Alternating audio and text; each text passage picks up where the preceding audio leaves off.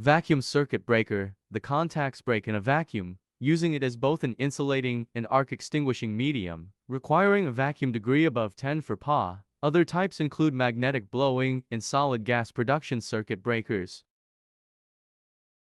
Megger testing is vital for vacuum circuit breakers, ensuring their reliability in medium and high voltage systems. By measuring insulation resistance, it detects potential issues before they cause failures or safety hazards. Regular testing prevents unexpected outages and extends the equipment's lifespan.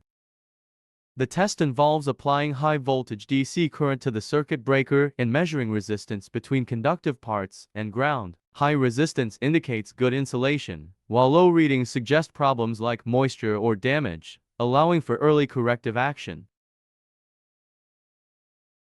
Tracking insulation condition over time through Megger testing helps optimize maintenance strategies. This proactive approach supports the safe and efficient operation of circuit breakers and the electrical systems they protect, ensuring compliance with safety standards and improving overall system reliability.